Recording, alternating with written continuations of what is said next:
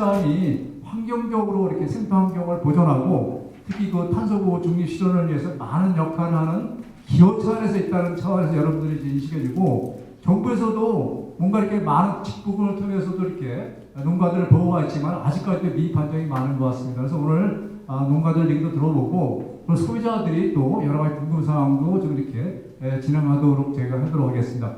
오늘 오전에 우리 송종률 박사님이 발표가 있었습니다. 참 좋은 내용입니다. 방목 생태 축산의 환경적 가치와 현황 및 활성화 방안.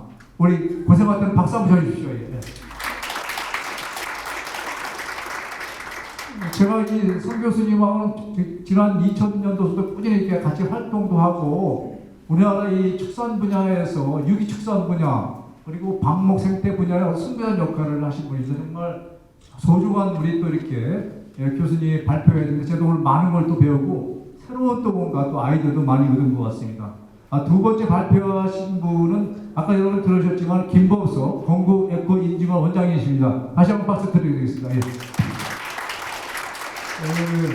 아까 보면 조금 이렇게 농업 문제, 뭐 농업 현황도 얘기하고 또 친환경 유기축산에 대한 뭐 현황이라든가 뭐 인증제 문제 등등 그런 얘기를 많이 하셨는데 소비자들 입장에서 보면은 저게 어떤 것인가 이해도 짧은 시간이지만 아마 그렇게 궁금증도 자아낼 수 있을 것 같습니다.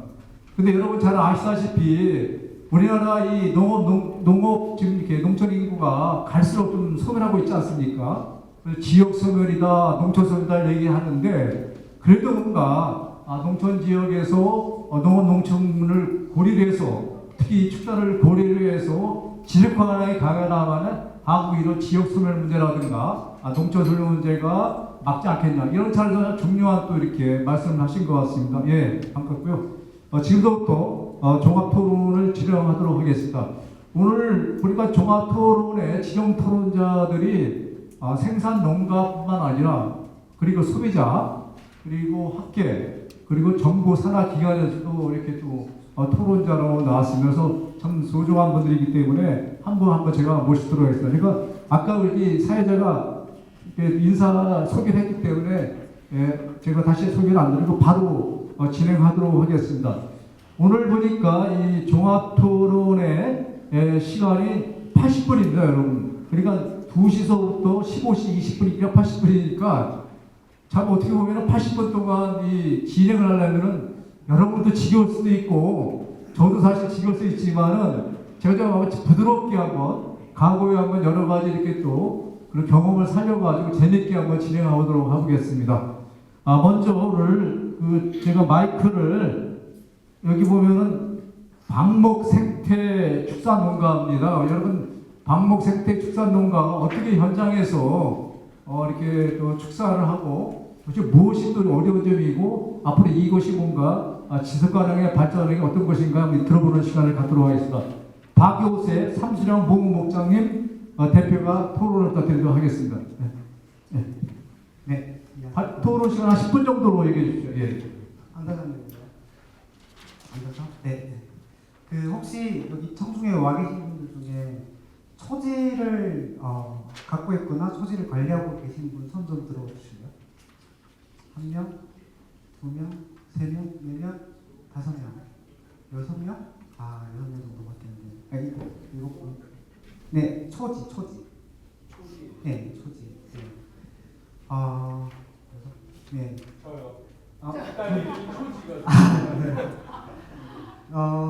저희 목장은 이제 강원도 해발 1000m에 있는 삼수령 우목장이라고 태백에 있습니다. 저희 목장은 태백시가 이제 1981년도에 태어났어요. 근데 이제 저희 목장은 그 이전에 1969년에 이제 농림부 장관으로부터 초지 조성 허가를 이제 받아가지고 그때는 이제 삼척군이었을 때 그래서 저희 목장의 초지 조성 허가 번호가 삼척 제13호, 제14호예요. 그렇게 초지 조성 허가를 받고 초지법에 따라서 초지법이 1969년에 생겼어요. 그러니까 1969년에 초지법이 생기면서 저희 목장도 초지 조성 허가를 처음 같이 받았고 그리고 초지를 조성을 하고 1974년에 초지 조성 준공 완료 고시를 이제 받았어요. 이제 그때부터 처지가 된 거죠, 완전히. 그리고 이제 그때부터 저희는 이제 국가와 이제 저희 목장이 이제 대등한 관계로 내부 계약을 맺고 지난 50년 동안 이제 목장을 이제 운영을 해오고 있었는데 이제 몇십억을 투입하고 몇십억을 투자를 했지만 계속 적자에 정말 계속 적자만 이제 보고 처음에 시작할 때는 젖소로 이제 시작을 했다가 99년도에 이제 젖소 파동이 날 때 젖소를 아예 접고 2003년부터는 이제 한우를 키우기 시작했는데 저는 2023년에 이제 저희 목장 책임을 맡게 됐어요. 그런데 계속 적자입니다. 작년에도 거의 1억 가까이 넘게 이제 적자가 나가지고 더 이상 이 한우를 계속 할 수 있을까 고민을 하고 있으면서 저희가 이제 그 시장에는 목초육 한우로 이제 판매를 하고 있는데 안심 500g에 15만 8천 원에 팔고 있어요. 네, 너무 비싸죠. 소비자 입장에서 너무 비싸가지고 이런 고기가 다 있나 이렇게 생각하실 수 있는데 그렇게 판매를 해도 저희는 마이너스예요. 네, 그렇게 판매를 해도 그래서 저희 목장의 한우를 그 신세계 백화점 강남점에서도 와서 이제 사가서 판매를 해보기도 하고 갤러리아 백화점의 압구정점에서도 와서 이제 판매를 해보기도 하고 이제 하나 솔루션이라고 하는 그 대기업의 이제 다이닝 룸에서 이제 판매를 해보고 했는데 소비가 어려워요. 그래서 저희가 이제 솔루션을 한우 가지고는 더 이상 이 적자 구조에서 살아날 수 없겠다라고 해가지고 젖소로 이제 바꾸기로 결정을 하고 작년에 이제 A2 저지 여러분들 보통 그 홀스타인이라는 그 젖소를 많이 봐왔는데 국내에는 저지종이라는 젖소가 딱 800마리 정도밖에 없어요.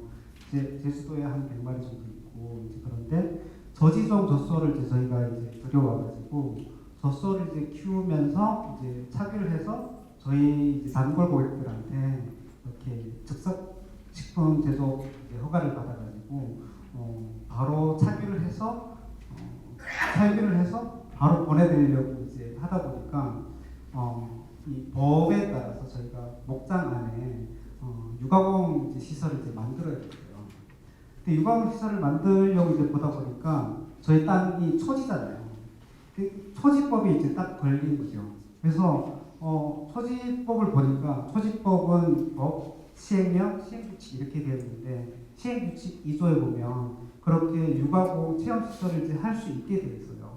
그래서 태백시 건축가에 육아공 체험시설을 이제 하려고 인허가를 신청을 했더니 태백시 건축가에서는 이제 쭉 협의를 돌려보니까 이제 보통 이 초지법이라고 하는 게 농축산식품부가 이제 관할하는 법이지만 모든 지자체에다가 그 권한을 다 이제 이양을 했거든요. 그래서 지자체에서 그 초지 관리의 권한을 이제 지자체가 갖고 있는데 그 관리의 권한을 갖고 있는 지자체는 초지법 안에 틀 안에서는 이제 가능, 오케이 했어요. 그래서 다 그렇게 다 가능하다고 다 했는데 딱 안 됩니다라고 했던 그 부처가 딱 한 부처가 있었어요. 어딜까요? 산림청. 네. 산림청은 초지에 관심이 없습니다. 네. 그 이번에 경북에 3월달에 산불이 났잖아요. 산불 났을 때 왜 그렇게 산불이 엄청 많이 퍼졌을까요? 소나무를 많이 심어요. 산림청은 딱 생각이 이 국토에다가 소나무를 심을 생각밖에 없어요. 네, 소나무. 저희하고도 만나면 민원인이랑 만나면 자기네는 어떻게 하든지 이 토지를 받아가지고 반환 받아가지고 소나무를 심겠다, 나무를 심겠다 이 생각밖에. 그래서 너무 화가 났어요. 사실 초지도 국토의 한 종류거든요. 농지, 초지, 산지. 예. 그런데 이 초지 저희 목장은 이미 50년 전에 초지가 되었는데 이 초지를 너무 무시를 하는 거예요. 그래서 그때부터 제가 초지법을 이렇게 쭉 들여다보기 시작했어요. 우리 목장 땅이 초지니까 이제 초지법을 잘 알아야 되겠구나. 이제 초지법을 쭉 보다 보니까 초지법 17조에 이제 이 국유 재산을 이렇게 축산을 할 수 있게 대보를 하는 그 규칙이 있는데 거기 17조 6항에 보니까 축산인이 이 초지 위에 축사 그리고 관리사 창고를 지을 때 지금까지 저희는 50년 동안 계속 그 철거 예치금이라고 이 철거를 할 목적으로 돈을 계속 내고 있었거든요. 근데 그 초지법 17조 6항에 보니까 철거를 하지 않아도 이 축사 그리고 관리사 이런 것들을 지을 수 있는 그 법들이 있더라고요. 그래서 그걸 보고 이게 우리가 이런 권리가 있네, 우리 토지 조성인들한테 이런 권리가 있네라고 이제 보고 저희 임대계약서를 이렇게 보니까 저희 임대계약서는 초지법과 전혀 상관없이 모두 산림과 산지 관련된 내용만 가득 차 있는 거예요. 그래서 이제 산림청이 찾아갔죠. 이게 우리가 이제 운영하고 있고 갖고 있는 땅은 초지인데 왜 산지 관련된 법들로 이제 우리한테 이렇게 계약을 했냐, 뭔가 불합리하다 했더니 이제 변경해달라, 수정을 해달라라고 했더니 안 된대요. 2월달에 그랬어요. 그래서 그때부터 이분들이 안 된다고 하니까 그때부터 더 공부를 하기 시작했어요. 초지법만 공부하는 게 아니라 초지법, 그 산지관리법, 산림자원법, 국유림경영법, 뭐 국유재산법, 공간정보관리법, 국가공무원법, 뭐 헌법, 그리고 행정절차법, 적극행정 규칙, 민법, 그 정말 법이란 법은 다 공부하면서 어떻게 이 법 체계가 어떻게 되어 있는지 공부를 하기 시작했는데 보니까 초지법이 가장 상위법인 거예요. 초지법이 가장 상위법인데 이 실제 현장의 공무원들은 초지법을 가장 하위법처럼 취급을 해가지고 아예 서랍 위에 넣어놓고 취급도 안 하고 이제 뭐 초지법을 이제 가지고 와도 그거가 관련해가지고 이야기도 안 하려고 하는 거예요. 그래서 제가 이 초지법에 초지 조성민들한테 주어진 이 권리가 언제 생겼는지, 특히 그 17조 6항의 이제 권리가 언제 생겼는지 봤더니 1991년도에 그 법이 신설이 됐더라고요. 그러니까 저희는 올해까지 34년 동안 안 내도 되는 그 철거 예치금을 몇십억을 낸 거예요, 지금까지. 근데 이 법을 만들어 놓은 게 농축산식품부거든요. 근데 농가들한테 이런 법이 있으니까 철거 예치금을 안 내도 된다고 안내를 안 해줬어요. 그리고 이 법을 가지고 초지를 관리 감독하는 지자체도 저희한테 이 법이 있으니까 이렇게 철거 예치금을 안 내도 된다고 이제 안내를 안 해줬는데 작년에 이제 산림청에서 저희 목장에 이제 그 대부 관리, 초지 관리를 잘 하고 있는지 이제 나왔을 때 쭉 이야기하다가 아니 초지법에 그런 규정이 있던데라고 이제 이야기를 했는데 그런 게 있어도 그거는 옛날 초지법에 그 초지법이 없어진 법이 아니거든요. 실제로 살아있는 법인데 옛날 초지법에서 만들어진 거라 그거는 법정에 가서 뭐 다퉈봐야 된다고 이제 이러면서 산림청 공무원이 그냥 공공연히 아니라 그렇게 이제 이야기를 하는 거예요. 그래서 지금까지는 저희 목장은 다 어르신들이 이제 계속 운영을 하다 보니까 법을 잘 몰라서 그렇게 산림청 공무원이 거의 킹이에요, 킹, 왕. 저희 목장에 와가지고 이야기하면 그분들의 말이 그냥 다 100% 맞는 줄 알았는데 이제부터는 이제 세대가 이제 바뀌었으니까 지금부터 2월부터 제가 일주일에 거의 한 3번씩 이미지 문구를 통해 가지고 민원을 넣고 답변 받고 민원 넣고 답변 받고 이 모든 자료를 다 기록에 남겨가지고 법제처에다가 산림청은 이렇게 답변하고 농축산식품이 이렇게 답변하고 지자체는 이렇게 답변하니까 분명 예전에 산림법이라고 있었어요. 산림법이 2006년에 폐지됐거든요.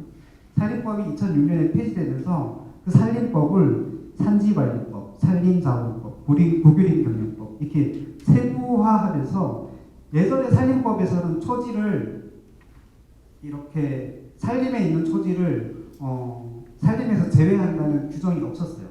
그런데 이렇게 세분화하면서 산지관리법에서 초지는 산지에서 제외한다.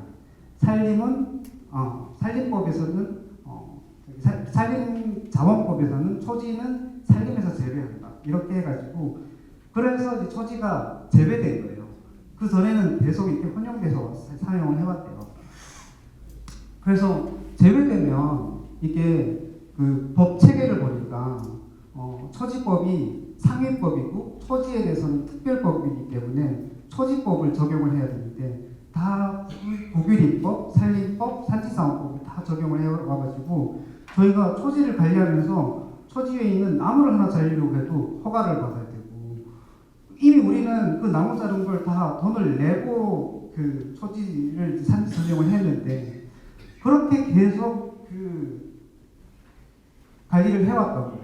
그래서 이제 그런 부분들을 이제 해서 법제처에다가 이미 산지관리법, 산림자원법에서 초지를 다 제외를 했는데 왜 국가가 소유하고 있는 산림이 국유림법에서 이 초지를 관리를 하면서 초지를 초지답지 않게 이렇게 관리를 하는지 이거는 이제 유권 해석이 필요하다고 이제 요청을 해서 지금 3개월 동안 법제처에서 공식 안건으로 집행을 했어요.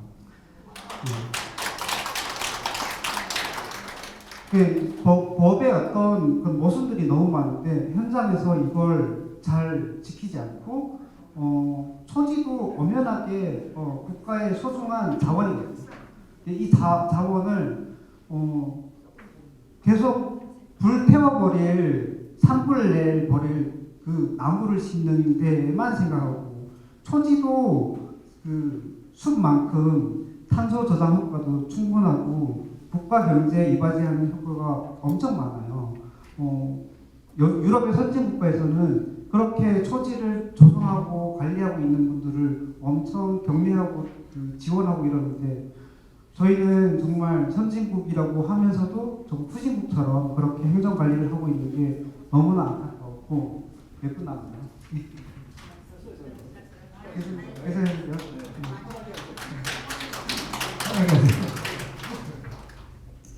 그래서 지금도 계속 그 산림청이랑은 이제 계속 싸우고 있는데 그래서 이제 결과적으로는 처음에 그 저희가 목장 안에 육아공 체험 시설을 만들려고 이제 인허가하는 걸 협의 불가라고 했는데 제가 참다 하다가 마지막에 당신한테 산림청 직원 당신한테 이 사안에 대해서 협의 불가라고 할 법적 권한이 없습니다. 그 협의 가능 불가는 지자체 공무원한테 담당 초지를 이제 관리하는 공무원한테 있는 거지 그냥 임대 관련해가지고 그냥 땅 주인이거든요. 임대 관련해서 초지법 안에서 가능 이렇게만 답변을 하면 될 걸 협의 불가라고 이제 답변을 했기 때문에 지금부터는 초지 조성인의 권리 행사를 방해했기 때문에 제가 할 수 있는 모든 법적 권한을 다 사용합니다. 일단 50년 동안 이 땅이 초지가 되었는데도 임야로 지목 변경을 안 하고 그 공간정보관리법에 의하면 그 형질이 변경되면 60일 이내에 지목 변경을 하게 되어 있어요. 그거는 이제 할 수 있거나 할 수 없거나 재량권이 아니라 하여야 한다. 강제 조항이거든요. 근데 안 해요. 산림청 사람들은. 왜? 자기네는 다시 여기다 나무를 심어야 되기 때문에 안 한대요. 그래서 지자체 그 지목 변경 관리를 하는 걸 지자체에서 관리를 하거든요. 그 지자체 공간정보과라고 이제 하고 있는 그런 과에서 이제 관리를 하는데 그 과에다가 이 땅은 목장용지고 초지인데 왜 자꾸 이렇게 임야로 그냥 냅두냐 했더니 소유주가 신청을 안 하면 자기네가 할 수가 없대요. 그래서 산림청에다가 물어봤어요. 왜 이 땅이 초지가 안 됐기 때문에 우리가 50년 동안 이 토지를 지금 관리하고 사용하고 이렇게 하는데 너무나 불편하다. 빨리 초지로 바꿔달라 했더니 일시 사용이기 때문에 안 된대요. 50년이 어떻게 일시 사용이에요? 50년은 이미 영구적으로 처지가 된 건데 일시 사용이래요. 그래서 일시 사용이라는 그 단어가 국유리법에 몇 조 몇 항에 있습니까? 라고 물어봤더니 답변을 못해요. 그래서 공간정보관리법에 딱 봤더니 64조에 보니까 지적관리청이 직권으로 이게 초지인데 임야로 관리가 되고 있으면 바꿀 수 있는 법이 있더라고요. 그래서 태백시에다가 당신들이 이 땅을 임야인데 초지인데 임야로 이제 그 관리를 하고 있으니까 이걸 목장용지로 바꿔주세요라고 하면서 모든 법적 요건들을 다 검토를 하고 국유재산법의 그 국유재산법 14조에 보면 국유재산 그 산림청은 국유재산의 이제 관리청이거든요. 그러니까 국유재산의 총괄청은 기획재정부예요. 기획재정부인데 기획재정부가 이제 산림청에다가 이 국유재산의 이 재산에 대해서는 산림청 당신들이 관리를 하세요라고 이제 맡겨놓은 건데 그 국유재산법을 따라야 돼요. 따라야 되는데 이분들이 그 14조에 보면 재산관리관은 국유재산의 이 실제 사용과 이 지목이 불일치할 때는 그걸 일치를 시켜야 되는 책임이 있어요. 그래서 이제 그런 책임도 지금 회피하고 있다. 그리고 형법에 보면 직무유기죄가 있거든요. 네. 이제 당신은 지금 그 산림청 공무원들은 자기가 지민 줄 알아요. 자기가 국가예요. 네. 그분들은 국가 공무원이지 국가는 아니거든요. 네. 국가에 나는 그 국가공무원법 56조에 보면 이제 법을 준수하기로 이제 맹세를 하고 국가 공무원이 되는데 국가공무원법 위반은 그리고 모든 법을 다 위반을 하고 있으면서 이제 이렇게 안 하고 있으니까 지적소관청인 태백시는 이 땅을 빨리 초지를 초지답게 잘 관리할 수 있게 목장용지로 바꿔주세요라고 이제 청원을 해가지고 태백시가 바꾸겠다고 답변이 왔어요. 아직 그 국민신문고에 정식적으로 공식적으로는 이제 문서는 안 왔지만 전화통화로 바꿀 수밖에 없다고. 그래서 그것도 이제 50년 만에 저희 목장 땅은 임야에서 초지로 곧 될 것 같습니다.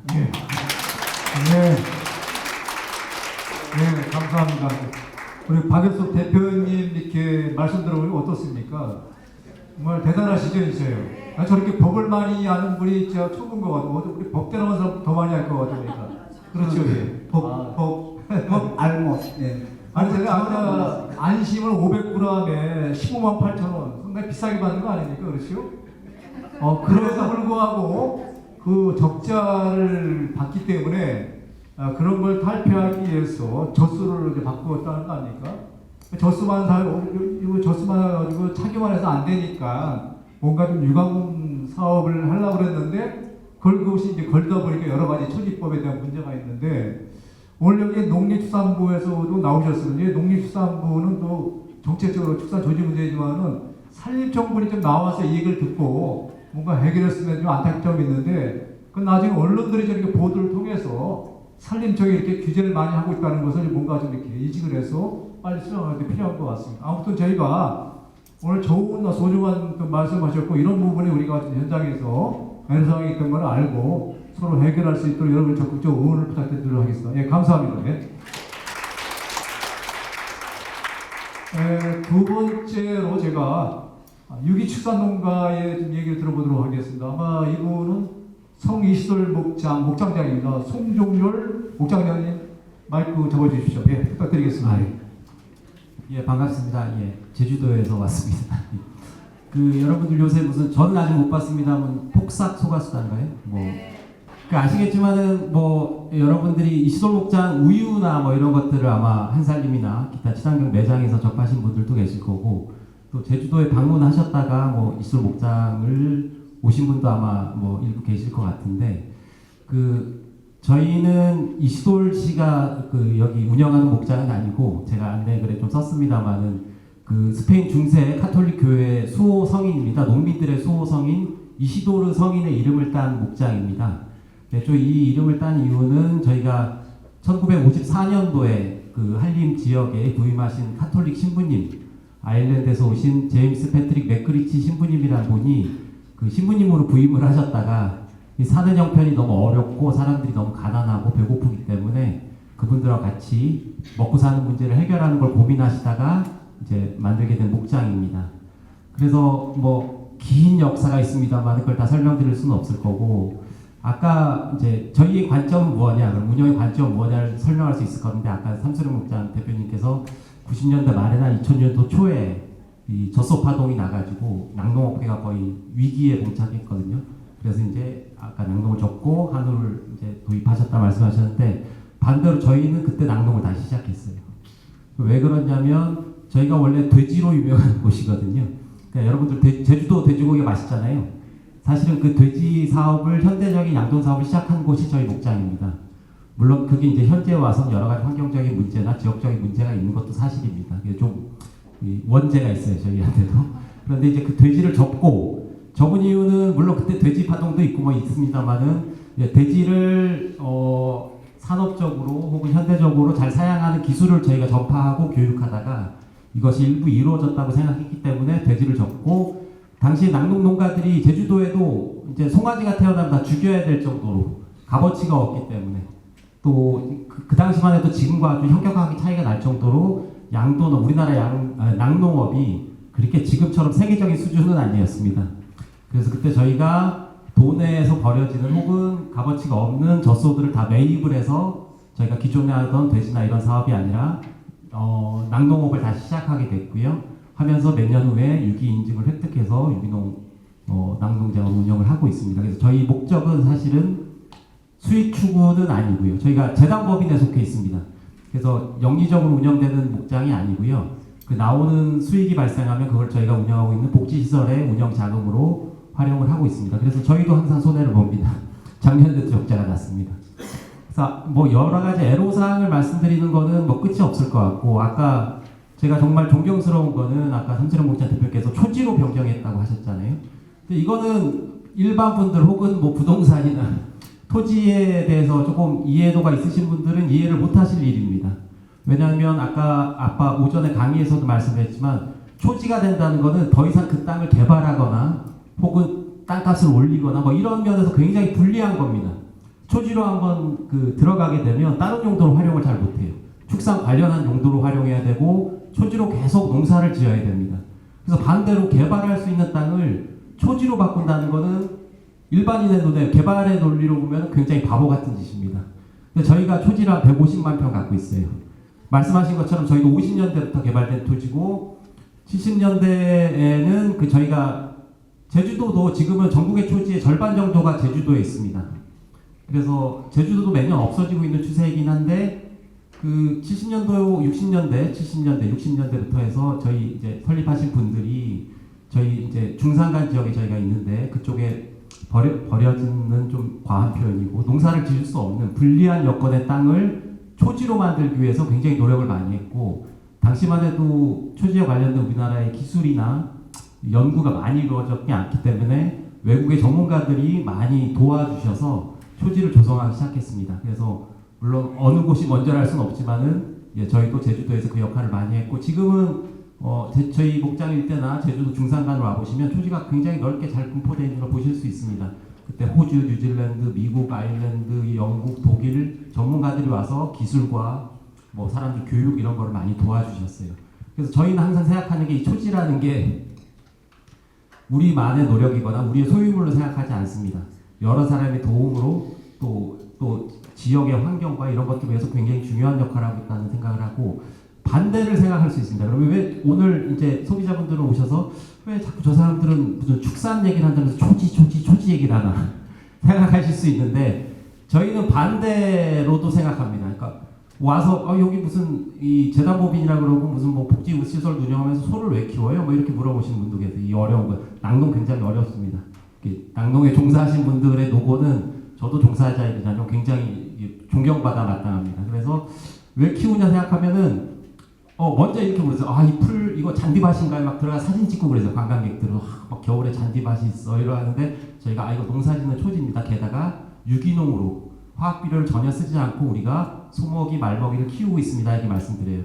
그러면 이거를 왜 해요 하면 소를 먹이려고 이걸 키우고 있습니다 하는데 저희가 솔직히 드리고 싶은 말씀은 반대예요. 그럼 소를 왜 키웁니까? 그러면 당연히 우유를 짜서 팔기 위해서 뭐 한우를 키워서 고기로 팔기 위해서 하는 거지만 1차적인 목적이고요. 더 저희 근본적인 목적은 소나 말을 키워야 초지를 보존할 수가 있어요. 아까 초지가 최근에는 어떤 역할을 하는지는 뭐 많이 말씀해 주셨어요. 그 기후 위기에 탄소를 저장하고 이런 게 오히려 나무보다 굉장히 역할이 좋습니다. 왜냐하면 재생력이 강하고 매년 식재를 한다거나 또 식재를 해서 나무가 자란 오랜 시간에 비해서 풀은 소가 가서 뜯어먹어도 또 나거든요. 또 다음에도 또 농사 지을 수 있습니다. 그래서 그런 역할 때문에 오히려 반대로 저희가 소나 말을 키우고 축산물을 생산한 이유가 오히려 반대로 그런 초지를 유지하기 위해서이기도 합니다. 그래서 저희는 그런 목적으로 유기농 제품을 생산하고 있는데 이제 문제는 말씀하신 것처럼 그러면 그렇게 좋은 환경과 좋은 뭐 각고의 노력과 법률 정보 저도 그 대표님만큼은 아니지만 법률을 많이 알아야 돼요. 왜냐하면 저희 인증을 옆에 인증기관에서 해주시는데 굉장히 까다로워요. 규칙이 굉장히 많습니다.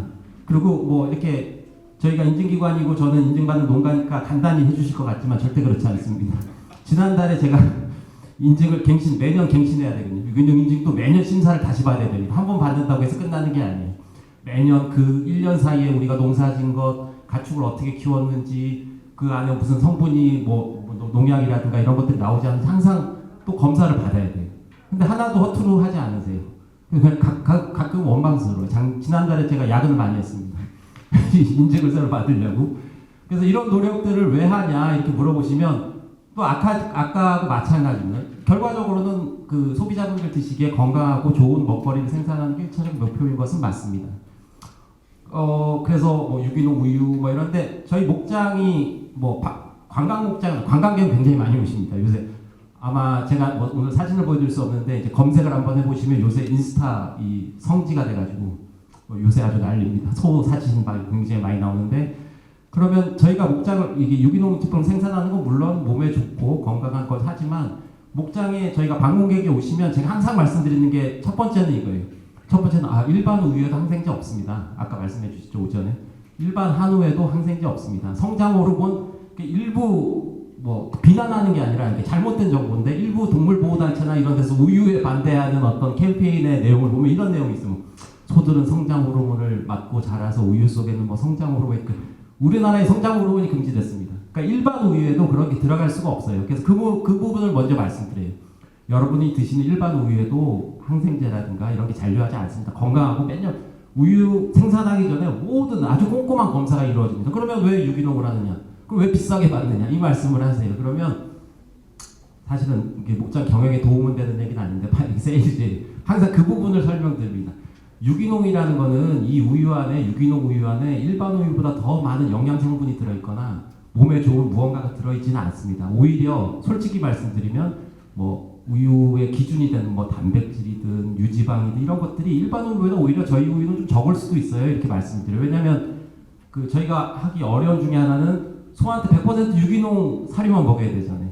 그러니까 선택폭도 굉장히 적고 사용할 수 있는 게 굉장히 적어요.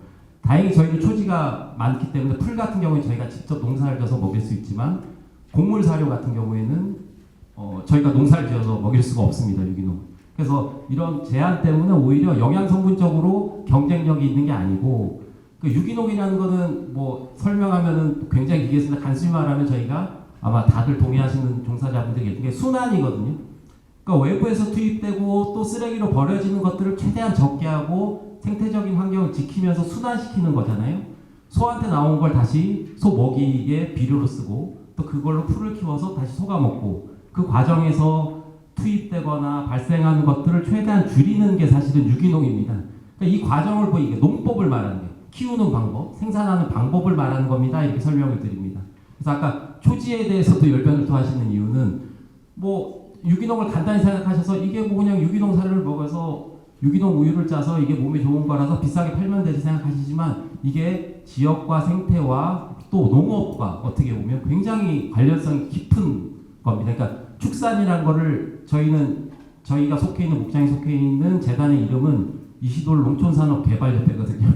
좀 촌스러운 이름이지만 옛날에 지어져서 그러니까 사실은 이거는 농업의 한 부분이고 농업과 연결되어 있는 부분입니다. 그래서 유기농에서 항상 강조하는 게 경축순환이에요. 그러니까 사람 먹는 것과 소 먹는 것, 우리가 소를 먹는 것, 우유를 먹는 것과 농사 짓는 것이 분리되면 안 된다는 거예요.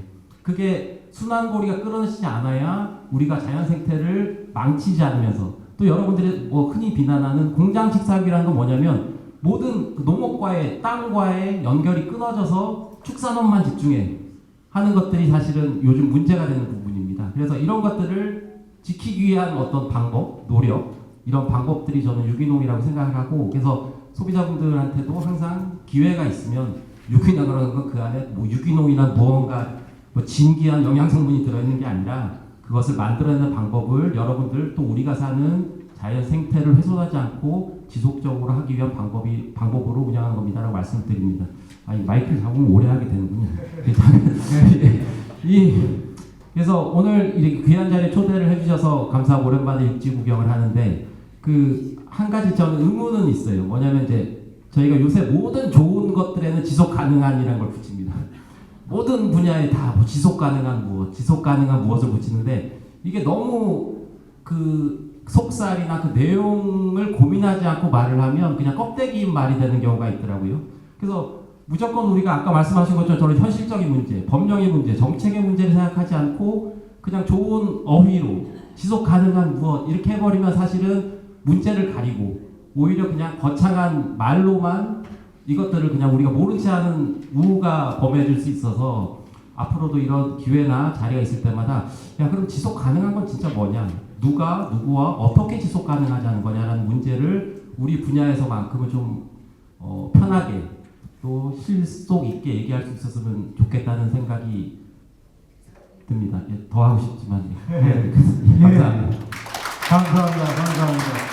혹시 나중에 여기 안 가신 분들 꼭 가셔가지고 이 시돌 목장을 한번 견학하시고 그때는 우리 대표님이 맛있는 차를 좀 이렇게 대접을 부탁드리겠습니다. 예, 박수 한번 주시고요. 네, 아마 여러 가지 아마 우리 손동열 목장장이 참 제주 비행기를 타고 여기 서울에 오셔가지고 짧은 시간이지만 참 많은 말씀을 하셨습니다. 정말 또 이번에 어떻게 양도원을 이렇게 하다가 또 이렇게 저수로 또 받고 또 특이한 현상이 있는데, 그리고 우리가 이시돌 그룹이 사람 이름으로 알고 있는데 아까 말씀하신 보면은 여기 보니까 카톨릭 교회 성인 중에 한 분인 성이시돌 이름을 따서 이렇게 했던 것을 여러분들도 이렇게 인식을 할 수가 있고, 아까 뭐 탄소 이 초지의 저장고라든가 그리고 유기농에 대한 중요성 같이 얘기하면서 경축순환 이 농법을 말씀하셨습니다. 그런 것도 상당히 의미가 있는 얘기를 드렸고, 마지막으로 지속 가능한 뭐 얘기를 많이 하는데 우리가 지속 가능한 얘기하면은 환경과 경제 그리고 사회를 아우를 수 있는 그러한 이 농업이 될 수 있도록 하는 것이 중요한 의미인데, 오늘 아마 그런 자리에서도 지속 가능한 축산도 그런 대책을 모색하기 자리를 만든 것 같습니다. 예, 반갑습니다. 고맙습니다. 감사합니다. 세 번째로 제가 이게 좀 뭔가 두 번째 생산자 얘기 들어봤는데 중간에 한번 이렇게 우리 한번 이 분야 연구를 하고 또 이렇게 지도를 하는 거를 한번 제가 마이크를 주도록 하겠습니다. 천동은 한국축산경제연구원에게 제가 마이크를 드리도록 하겠습니다. 예, 부탁드리겠습니다. 예. 지속 가능 축산물의 유통 활성화입니다. 그래서 어떻게 유통 활성화를 할 거냐라는 문제인데, 일단 생산량도 적고 소비도 잘 안 됩니다. 그래서 이건 어떻게 활성화를 할까에 대해서 말씀드리는데, 먼저 이런 지속 발전이라든가 지속 가능 이런 것들이 의미하는 게 어떤 의미가 있는지 보면요, 미래 세대가 그들의 욕구를 충족할 수 있는 기반을 저해하지 않는 범위 내에서 현 세대 요구를 충족시키는 발전을 말한다. 그러니까 미래 세대한테 부담을 안 주고 현 세대가 충분히 발전할 수 있도록 하는 의미를 얘기하죠. 그래서 이걸 다시 말씀드리면은 현 세대의 필요를 충족하되 미래 세대의 가능성을 파괴하지 않고 인간 사회가 주변 환경과 조화를 이루며 자유롭게 발전의 기회를 갖는 것을 의미한다라는 이런 의미도 다시 한번 생각해 볼 필요가 있겠고요. 또한 이런 개념이 지속가능 이런 개념이 나온 게 1987년도에 세계환경개발위원회에서요. 우리들 공동의 미래라는 보고서에서 제시가 되었습니다. 오래되죠. 1987년. 그래서 여기서는 그 인류가 자연과 공존하면서 산업과 경제 성장 속에서 파생되는 전 지구적인 문제를 해결하기 위해서 풍요로운 삶을 누리고자 하는 의지에서 비롯됐다. 그 환경 위주로 해서 이렇게 제시가 되고 했는데 최근에는 보면 아까 말씀드렸듯이 그 환경뿐만 아니라 사회, 경제 모든 분야를 아울러서 폭넓게 생각하는 이런 그 지속가능 발전 이런 의미로 최근에 발전해 가고 있고요. 그래서 이런 것들을 지속 가능 발전이라는 그 축산을 우리가 좀 생각해 보기 위해서는 생각해 볼게 한 네 가지로 저는 생각해 봤습니다. 그래서 보면은 그 안정적인 사료, 그러니까 조사료를 공급하는 기반을 마련하자. 여기는 초지가 들어있겠죠. 그리고 두 번째는 가축 본래의 습성과 동물 복지를 최대한 고려하는 사육 환경을 제공하자. 그러니까 동물답게 복지하는 얘기죠. 셋째는 그 가축의 사육으로부터 그 축산물이 가공 판매까지 위생적인 관리 등을 통해서 품질 좋은 안전 축산물을 제공하자라는 의미가 있겠고요. 네 번째로 보면은 그 가축 분뇨가 항상 문제가 되는데 축산에 가축 분뇨의 안정적인 처리와 그다음에 경축순환 아까도 얘기가 나왔죠. 경축순환을 통해서 이런 체계를 확립해서 환경 오염을 최소화해서 지역하고 상생하는 이런 축산업을 발전시키는 것이 중요하다라고 얘기를 할 수 있겠습니다. 그리고 최근에 이런 소비 트렌드를 보면요, 소비자의 소비 행태가 옛날에 가성비라고 옛날에 많이 나왔죠. 근데 가성비에서는 최근에 들어보셨겠지만 가심비라는 얘기가 나옵니다. 그래서 가격 대비 마음의 만족을 추구하는 가심비로 변화를 해가고 있다. 그래서 가심비가 최근에 나오고 있다. 그래서 이런 사회 현상과 소비자들의 인식 변화에 충족하기 위해서는 지속 가능한 축산물을 생산해야 된다. 그래서 생산하고 유통하는 것이 필수적이라 할 수 있겠는데요.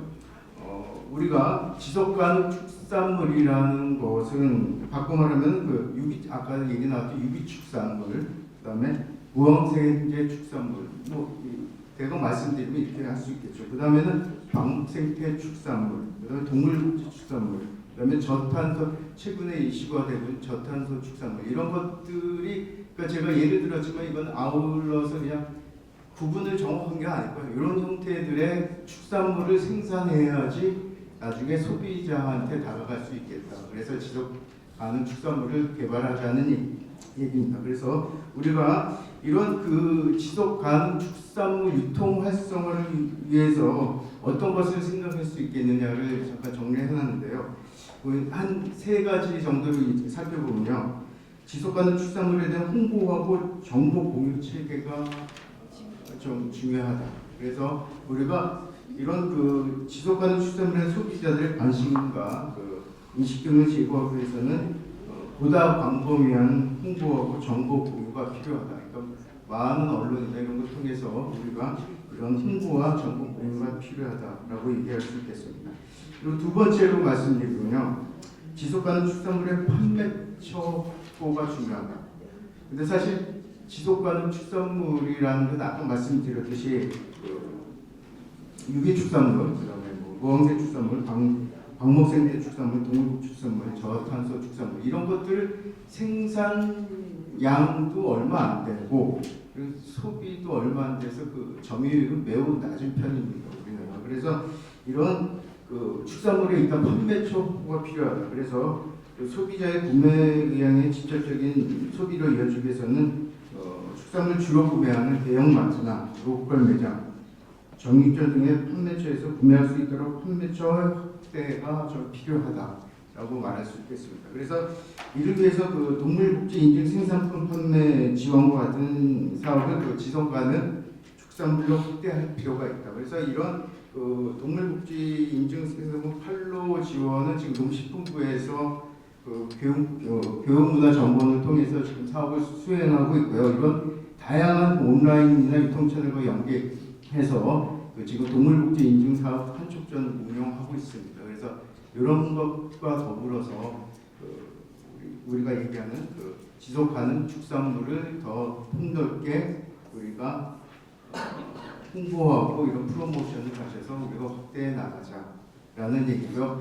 그 다음에 중요한 게 그 세 번째로는 우리가 아까도 얘기가 나왔듯이 항상 얘기 나온 게 학교 급식으로 좀 확대를 하자. 그래서 학교 급식 통해서 질 좋은 이런 축산물을 제공하자라는 얘기입니다. 그래서 그 학교 급식의 질을 향상시키고 학생의 건전한 심시 발달과 국민 시스템을 개선한 학교 급식법이 있습니다. 그래서 여기서는 그 식재료, 위생, 안전관리, 품질 및 안전 등 학교 급식 관리 운영에 관한 사항을 규정하고 있습니다. 그래서 학교 급식법 10조에 보면은 학교 급식의 품질이 우수하고 안전한 식재료를 사용하도록 하고 있고 학교 급식 시행 규칙에서는 학교 급식 식재료의 품질 관리 기준을 제시하고 있습니다. 그래서 농산물은 친환경 어업법, 그러니까 농산물 축산물 위에 농산물 보면은 농산법에서 19조 및 30조에 인증받는 유기식품, 무농약 식품, 그다음 GAP 인증 농산물,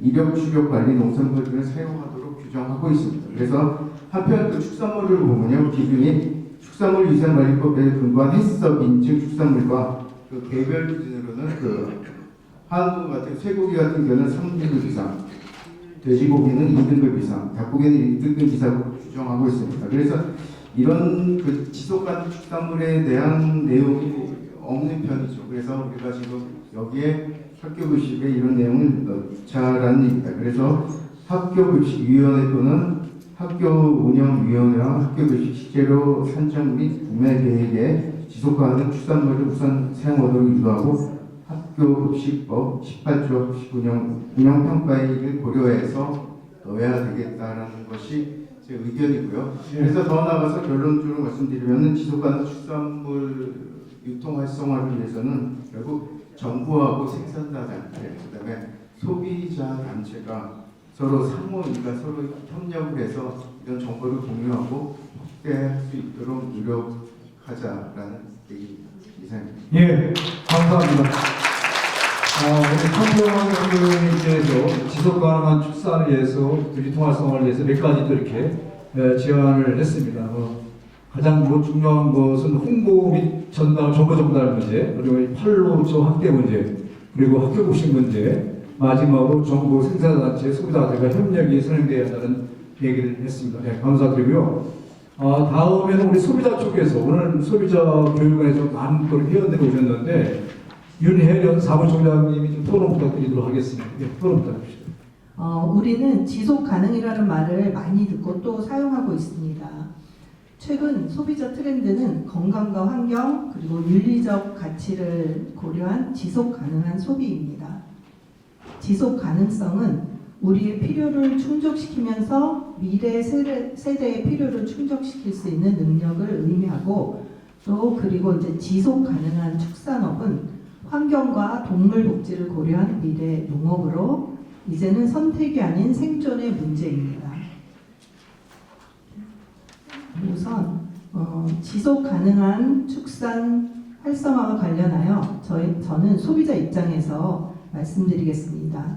이와 관련해서 오늘 참석하신 소비자단체 지도위원과 소비자들을 위해 친환경 축산 인증제도, 저탄소 축산물 인증제도, 친환경 스마트 축산, 방목 생태 축산에 대한 용어를 한번 정리해 보기로 하겠습니다.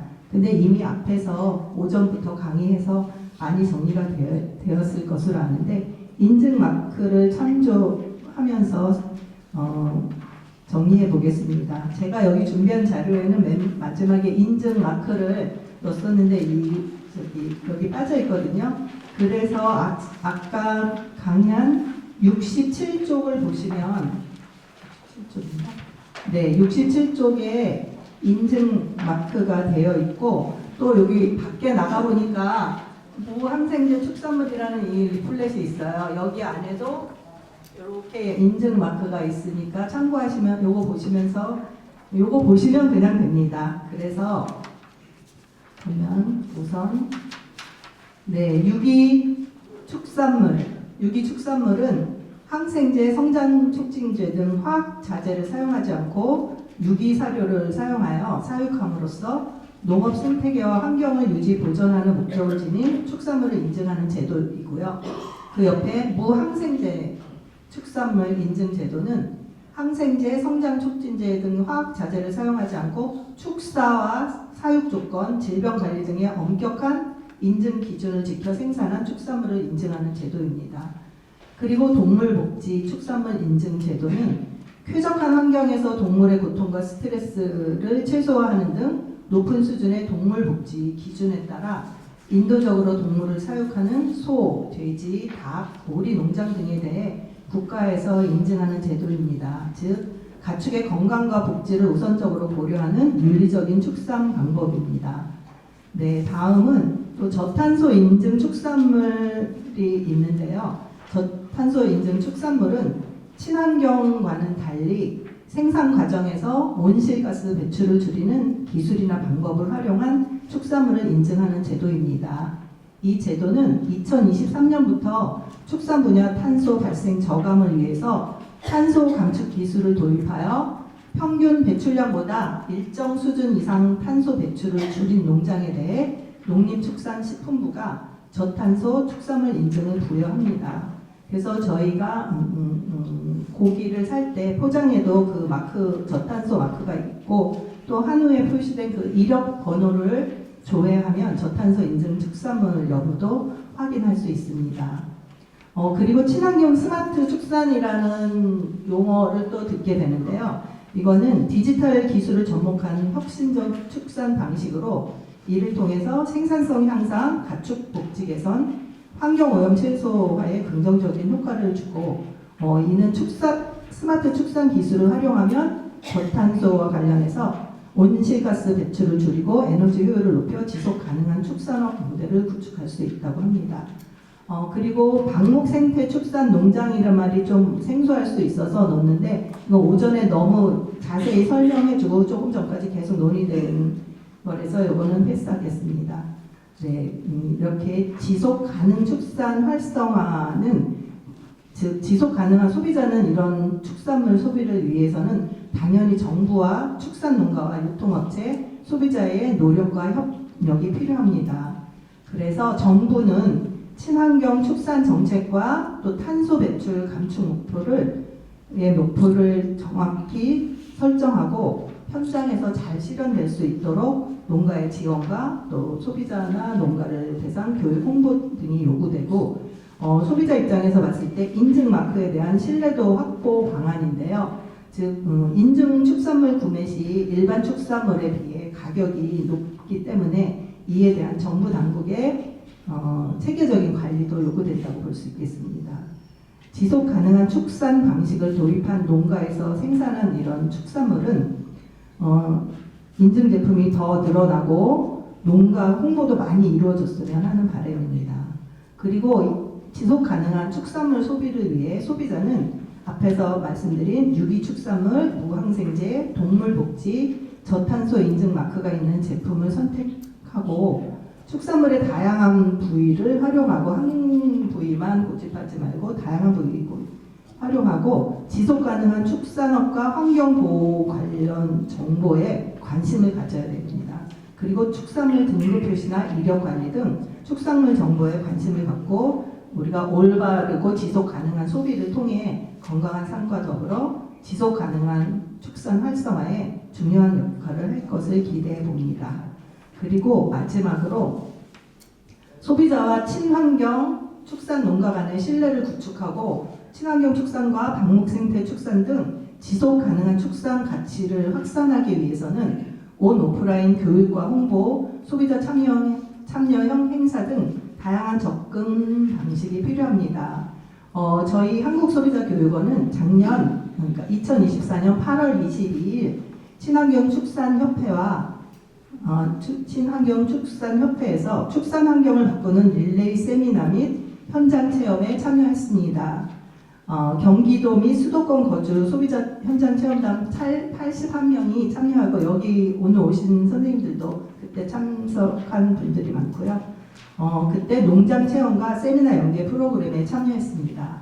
그리고 작년 저희가 직접 참여하진 않았지만 친환경 축산협회에서 10월 30일부터 11월 3일 요때 부스 운영을 통해서 유기항생제 축산물 인증과 방목생태 축산 농장 등 각종 정보 제도 및 사업 홍보, 우수 친환경 축산물 시식 행사를 진행했다고 합니다.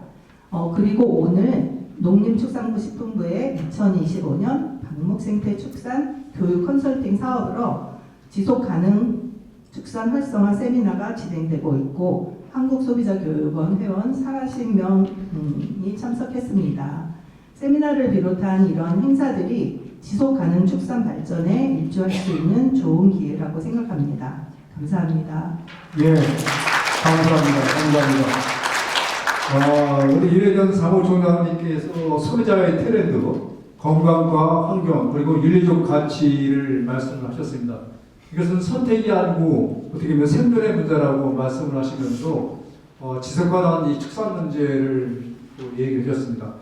저는 오늘 보니까 또 이렇게 인증 마커에 대해서도 이렇게 또 홍보를 이렇게 소비자가 하니까 어떤 정부를 대행하는 것 같은 생각이 들었습니다.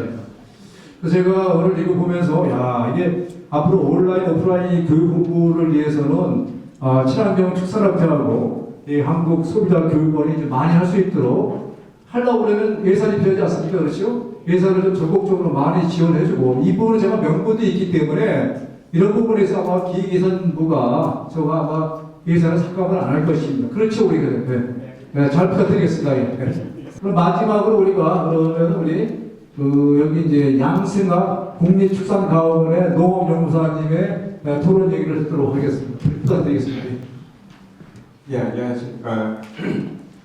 저는 일단은 지금 보니까 여기 청중분들이 어떤 소비자 교육원 이제 멤버분들이 많고 그래가지고 일단 제가 원고를 제출한 거에 대해서는 얘기를 안 할 거고요. 그럼 읽어보시면 되는 거고요.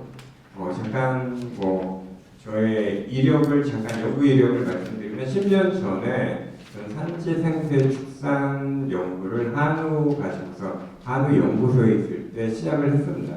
그러다 보니까 거기서 이제 한 4, 5년 하다가 이제 조사료 생산 시스템과 전신이 초제 사료과가 되겠습니다. 여기서 이제 관련해가지고 목초, 그러니까 초제에서 기르는 작물에 대해서 연구를 시작했고요.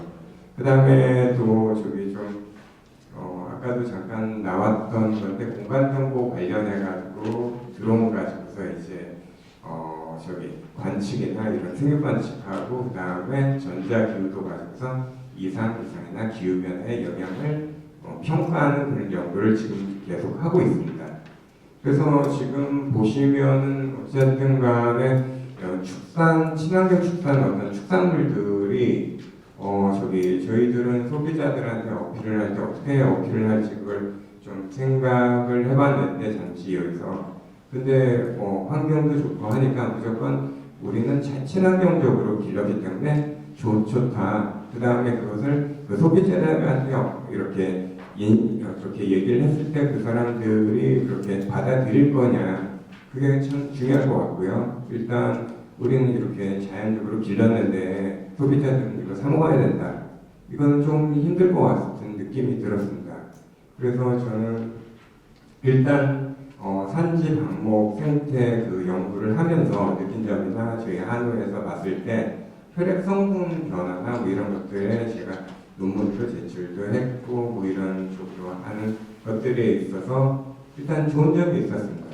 일단 풀을 먹이면 반추동물 같이 소나 뭐 이런 반추동물이 하면 풀을 단백질로 변화시키는 그런 기능을 가진 아주 특수한 동물이 되겠습니다. 소나 뭐 염소나 이런 것들을 얘기하는데 그러므로 이제 이런 풀이나 이런 식물체를 먹어도 이걸 동물성 단백질로 바꾸는 그런 역할을 자연적으로 하고요. 그런 걸 하다 보면서 이제 산지 방목이나 이런 걸 했을 때 중간중간에 혈중 어떤 주요 비타민이든 물질을 분석을 해봤습니다. 그랬을 때 당연히 몸에 건강한 어떤 비타민, 여기서 말하면 A에 해당되는 건데요. 비타민 A만 제가 일본에 있었을 때도 계속 그 연구를 했었고요. 그래서 관심이 되게 많았습니다. 근데 비타민 A라 하면 어린 동물들한테는 면역력을 높이는 거고요. 너무 과다하게 먹으면 안 되겠지만 그래도 그렇게 과다하게 섭취할 정도는 아닙니다. 그 다음에 예를 들면 한우의 번시우 같은 경우도 비타민 A를 많이 먹으면 임신 그러니까 수령들이 높아집니다. 스케일. 그 정도로 어떻게 보면은 풀을 먹었을 때 중간에 마지막에 최종 대사산물인 고기나 우유에서 거기서는 또 특수한 그 풀을 먹였을 때의 어떤 성분들이 나오긴 나옵니다. 그 나온 성분들이 우리한테 생체에 유용한 성분들이고요. 솔직히 저는 지금 반추 영양이 제 박사 테마입니다. 그러다 보니까 영양학적으로 저는 접근을 지금 다시 말씀을 드립니다. 그다음에 그러다 보니까 저희가 어느 정도 좋다라는 것을 조금씩 보여가지고 소비자들한테 왜 산지 그 어떤 거기서 저기 사육한 후에 이걸 먹어야 되는지에 대한 것들을 많이 어필할 필요가 있고 여기 소비자 교육원 분들이 그런 것들을 많이 전달을 해주시고 단체로서 그러면은 어쨌든 그 사람들이 좋은 걸 알기 때문에 저희들 보면은 이제 유기농 우유나 뭐 이런 것들이 되게 비싸게 팔리는 것도 사실이고요. 그런 이유가 있을 거고요. 그러다 보니까 그런 것들을 많이 이제 설득을 시켜야 될 입장이 되고 저는 연구 개발자 입장에서 이런 것들을 중간에 연구를 하면서 많이 저기 느꼈고요. 그 다음에 이제 조금 시간이 남아서 좀 말씀드려요. 비타민 A나 비타민 E도 그렇고요. 다 저기 우리 사람이 인간의 몸이랑도 다 투명이 되는 어떤 저기 생체 물질이면서 미량 물질이 되겠습니다. 그러다 보니까 지금 여기서 이런 것들을 해가지고 길렀을 때 충분히 저희들한테 건강을 저기 좀 건강하게 해주는 그런 요소가 될 수 있다는 것을 좀 말씀드리고 싶습니다. 그리고 저기 뭐 앞으로 이제 생산자 입장에 대해서는 저희 국립축산과학원 조사력 생산 시스템과에서는 계속 방목 생태 초지나 뭐 이런 것들을 충분히 저기 지원을 하는데 어쨌든 여력은 저희가 부족하긴 합니다. 왜냐하면 저희는 중앙기관으로서 일단 100% 저희들이 연구 개발을 가지고 지원을 하다 보니까 그래서 저희는 여러 가지 방법을 이용해서 이제 생산자 분들께 필요하신 어떤 기술 정보나 이런 것을 드릴 거고요. 계속적으로 어떤 불합리하거나 조금은 힘든 어떤 규제나 뭐 이런 것들은 저희한테 말씀을 좀 해주시면 저희는 정책 제안이라는 제도가 있습니다. 그래서 어느 정도 중앙부처 정책부서랑도 협의를 하고 뭐 해서 여러분들의 좀 어려운 점이나 어떤 방법론을 개발을 할 거라는 것을 말씀드리면서 여기까지 말씀드리겠습니다. 감사합니다. 예, 감사합니다. 우리 남수강 연구관님께서는 한우 가지고 산지 생태 연구로 10년을 하셨습니까? 10년 정도. 네? 10년 정도. 예, 제가 10년 정도 했는데 결국 우리가 그걸 해보니까 혈액 성분에 대한 변화를 느끼고 특히 이거 초지 이렇게 사료로 이렇게 여기 뭐 우리가 풀어보니까 비타민 A가 많다는 것도 입증을 한 것 같습니다. 이게 그러니까 비타민 A가 부족한 사람들은 산지 생태 축산지를 키운 고기를 많이 먹으면 좋을 것 같습니다. 예, 감사합니다. 예, 지금까지 5분의 이렇게 지정 토론 얘기를 들었습니다. 그리고 제가 한 2-3번 정도 이 플로우에서 좀 얘기를 듣고 마지막에 이제 2분의 이제 발표자 얘기 듣고 마무리하도록 하겠습니다. 지금 시간은 거의 지나갔는데 제가 10분 정도 쓰는 걸로 제가 양해를 좀 부탁드리도록 하겠습니다. 예. 혹시 플로우에 이렇게 오늘 오신 분들한테 궁금한 사항이라든가 이거 오늘 내가 좀 알고 가야겠다는 거 있으면은 질문 받는 시간을 갖도록 하겠습니다. 유기축산물 또 친환경 축산물을 섭취했을 때 알레르기 비율이 현저히 낮아진다고 하는 것이 방송에서 나오고 그럽니다. 왜 그러냐고 하면 모든 음식은 에너지를 발산을 하고 파장이 우리 눈에는 보이지 않지만 파장이 일어나지 않나요? 그래서 좋은 축산물, 좋은 농산물, 좋은 음식을 먹었을 때 또 우리 몸에서는 이세를 위한 좋은 유전자가 또 전이가 돼서 제2세들의 건강도 유지되고 또 너무나 유명한 박진영 가수도 비염 때문에 굉장히 고생을 했는데 그 유기 농산물을 먹어서 아마 치료됐다고 방송을 본 것 같아요. 그래서 자기는 사업이 성공하면 직원들한테 유기 농산물을 먹이겠다, 유기 농축산물을 먹이겠다 해가지고 현재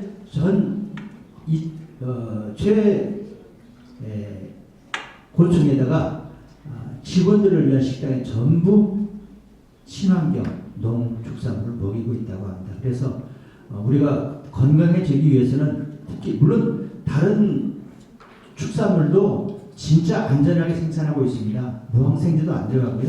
진짜 정부에서 관리 잘하고 있습니다. 그러니까 소비자분들께서는 안심하고 드시고 특별히 또 건강하지 가족들을 위해서 친환경 축산물을 애용해 주시고 또 더 나아가서 이 가치를 살 수 있도록 가격이 다소 비싸더라도 이 귀중한 가치를 사시는 마음으로 많이 애용해 주셨으면 대단히 감사하겠습니다. 여러분 그 국립농산물 품질관리위원회가 있습니다. 거기에는 이제 여러 가지 일 중에 하나가 농수산물 원산지를 갖다가 이렇게 단속하는 기관 중에 하나. 그래서 아마 명예감시를 통해서 단속을 하는데 제가 알기로는 상당히 까다롭게 여러 가지 하는 것 같은데 음식점에도 사실은 이렇게 우리가 원산지 표시를 하도록 되어 있는 걸 알고 있는데 만약에 이거 제대로 안 지키게 된다면 그 법에 따라서 이렇게 조치를 하는 것을 갖고 있고 최근에는 온라인 쪽에서도 여러 가지 이렇게 불법 유통되는 게 많은데 제가 뭐 며칠 전에 그 농가원에서 보도자료 보니까 14건인가 이렇게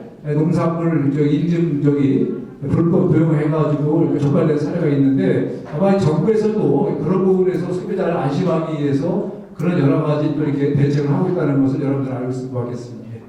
그 유기 축산물에 관해서 이제 뭐 앞으로의 미래 지향성이나 이런 게 좀 다양 뭐라고 해야 되지 지속 가능한 이런 능력치가 높다라는 건 충분히 이렇게 이야기를 많이 들었습니다. 저도 이제 산지 생태 축산을 하고 싶어서 그 교육을 들어보았고요.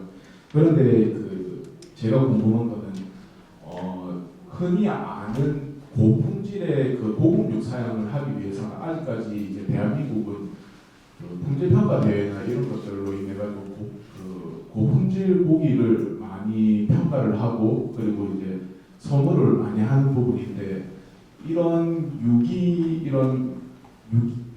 음식 이런 부분에 대해서 그 품질 향상과 그다음에 앞으로의 이제 어떤 홍보와 어떤 그 이런 대회나 이런 걸로 인해서 어떻게 가치를 좀 더 프리미엄으로 향상을 시키면서 좋은 고기를 생산할 수 있을지 그게 좀 궁금하고요. 예, 그리고 이제 지금 제가 한우 사육을 하고 있지만 어떤 길로 가야 될지 아직 확신이 잘 안 서는 입장입니다. 예, 알겠습니다. 네, 감사합니다. 이것으로 마치고 아까 토지 문제라든가 지금 말씀하신 것은 제가 보기에는 송경률 박사님이 전문가신데 그 경사에서도 말씀을 드리시고 또 이렇게 나중에 우리 저기 기관장님이 네.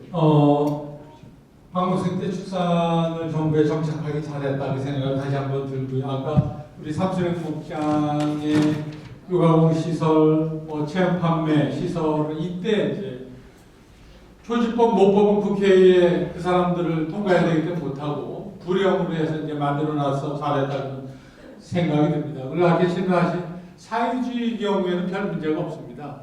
대부분 지금 말씀하시는 건 국유지의 경우에 대부가 25년 되면 끝나면 바나나 이런 복잡한 일이 있어 거기서 벌어지는 일들을 하는 겁니다. 그래서 우리 삼수령 목장 대표 같은 경우는 뭐 어마어마한 일을 사실은 정부 대신해서 우리 축산 초지를 대신해서 해주고 있다 그렇게 보시면은 이제 될 것 같고요.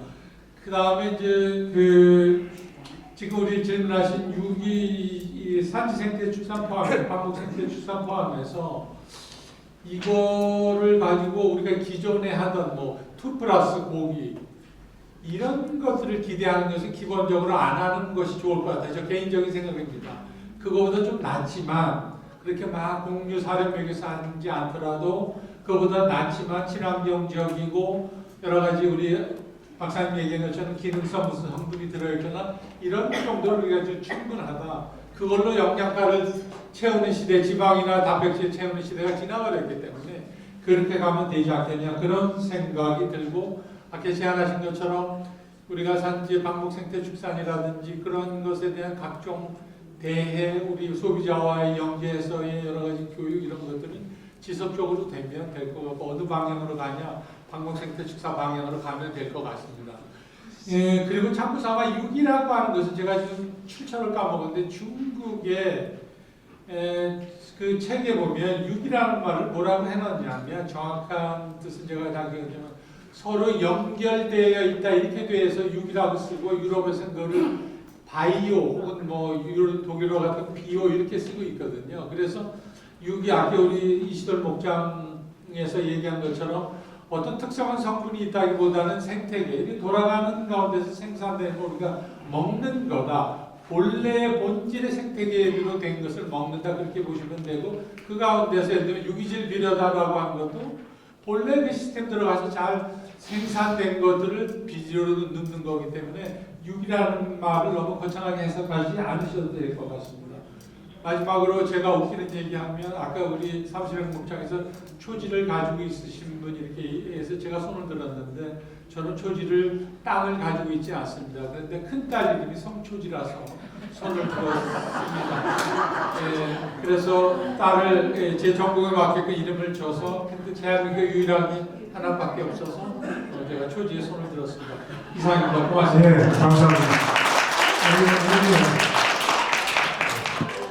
네, 긴 시간 제가 마지막 그 발언을 하라고 이제 말씀을 하셨는데요.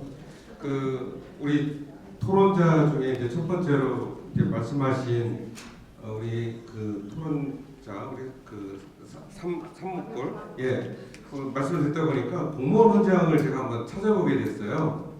이게 뭐라고 되어 있냐면 우리는 자랑스러운 대한민국의 공무원이다. 우리는 헌법이 지정하는 가치를 실현하며 국가에 헌신하고 국민에게 봉사한다 라는 말이 있습니다. 정말 너무 국민한테 봉사하는 것이 아닌가 하는 생각도 한편으로 들으면서 저 또한 인증 업무를 하면서 사실 그런 유혹이 많이 있습니다. 지금 무슨 얘기냐면 인증사업자의 어려움을 알면서 이거를 잠깐 우리가 눈 감아주면 그냥 우리가 쉽게 인증을 받고 나는 그대로 인증비를 또 수취해서 우리 인증기관에 소속되어 있는 심사원들과 잘 먹고 살 수 있는데 이걸 굳이 불편하게 얘기한다는 건 참 불편한 이야기거든요. 그럼에도 불구하고 이제 우리 항상 이렇게 인증사업자와 인증기관의 어떤 그 대표자로서 만났을 때 항상 웃으면서 좀 살살 좀 해줘 라는 부분에 있어서는 그래도 내가 정당한 회의를 하는 부분에서 제대로 인증 업무를 좀 해줬으면 바란다라는 그 뜻으로 저는 알고 있습니다. 그래서 앞으로라도 아무리 어렵고 힘들더라도 인증 기준을 뚜렷하게 잘 지켜서 소비자분들이 앞으로 믿고 소비할 수 있는 그런 친환경 인증품을 만들도록 이 자리를 빌어서 또 한번 드리겠습니다. 너무 고맙습니다. 네, 감사합니다. 제가 한번 저는 사실 이제 30년 동안 언론사에서 제가 활동을 했습니다. 언론사 중에서 한국농업경영인 후계자들이 15만 명들이 만든 신문사에 제가 기자 생활하고 대표이사를 했는데 농업인 후계자 중에서 초지를 가진 사람들이 있었어요. 특히 경기도 지역에서 파주의 교화 지역에서 제가 아는 사람이 10,000평 가진 사람이 있고 그 다음에 저쪽에 세종에서 5,000평 그리고 경기도 화성에서 10,000평 가진 우리 농업인 후계자가 있는데 여러분 거기에 다 토지가 다 수용이 됐어요. 다 수용이 돼가지고 얼마나 벌었겠어요. 제가 알기로는 뭐 100억, 200억 대 버는 사람들 다 세 분이 다 그렇게 벌었는데 나중에 그 결과가 좋지 않더라고요. 한 분은 그 돈 받아가지고 자기가 뭐 도의원한다, 시의원한다 그러면 다 날려버리고 또 한 분은 또 그 촌이 이제 보상을 받았는데 건강이 안 좋아서 또 죽어버리고 또 한 분은 또 저기 자식들이 있으니까 또 건물 가져가지고 이제 보상받았으니까 또 서로 재산 싸움 나고 이런 걸 제가 목격을 했었습니다. 근데 오늘 제가 두 분의 이제 초지 관련 말씀을 하면서 정말 초지는 우리의 미래의 땅입니다. 그리고 탄소 저장고 최근에 우리가 지구 위기, 지구 변화 얘기 많이 하잖아요. 탄소 저장고 역할을 한다기 때문에 지난 정부에서도 초지에 대해서 많이 정부에서 육성을 하고 정책적으로 제안을 했는데 그거로만 끝난 것 같아요. 제가 정확히 하는데 아까 말씀대로 현장의 목소리가 초지는 육성을 하지만 산림법이라든가 다양한 이 법 규제가 많은데 그런 걸 제도적으로 풀지 않으면은 앞으로 이것은 문제가 있다. 오늘 그래서 제가 많이 느꼈어요. 그리고 우리가 초지에 대한 육성 정책이 앞으로 여러 가지 중요한 이렇게 의미를 담고 있지만은 그것이 현장에서 문제를 풀 수 있도록 여러분들이 함께 고민하고 같이 힘을 모아야 될 겁니다. 그래서 오늘 뭔가 이제 지속가능한 축산 얘기하면서 아까 우리 소비자 윤혜연 사무총장이 말씀하듯이 지속가능한 축산 활성화를 위해서는 정부라든가 학계, 축산농가, 소비자 같은 유통업체가 함께 또 이렇게 협력을 나가서 대안을 만들어내는 얘기가 오늘 마지막 매듭간인 것 같습니다. 오늘 80분 동안 이렇게 또 종합토론 이렇게 참석해 주신 플로어에 있는 분뿐 아니라 또 토론자들 동주의학과 진심을 감사드리고 큰 박수로 마치도록 하겠습니다. 감사합니다.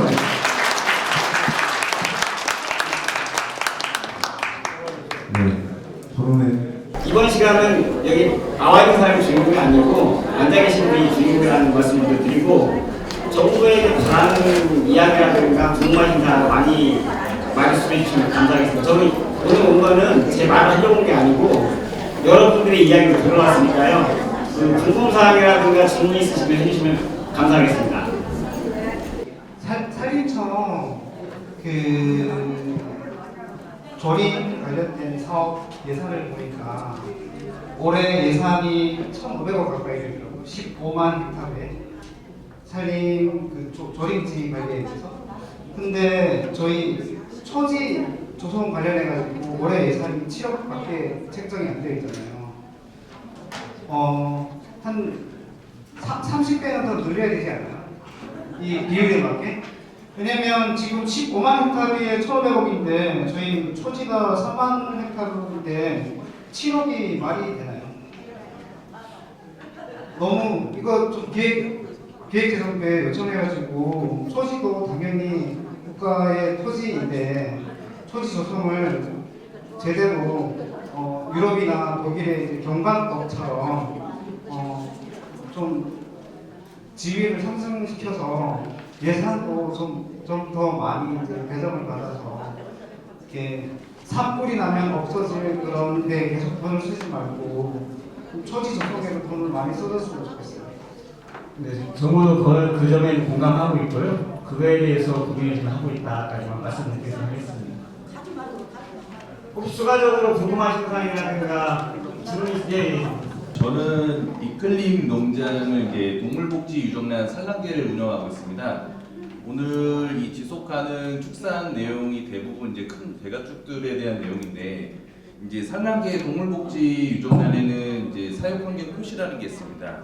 1번 자유방목 동물복지 인증, 2번 평사형 동물복지 이렇게 나눠졌는데 이 현재 가장 큰 문제점은 겨울 기간에는 아시다시피 이 AI가 발생이 되면은 약 4개월 또는 5개월 동안 자유방목을 할 수가 없습니다.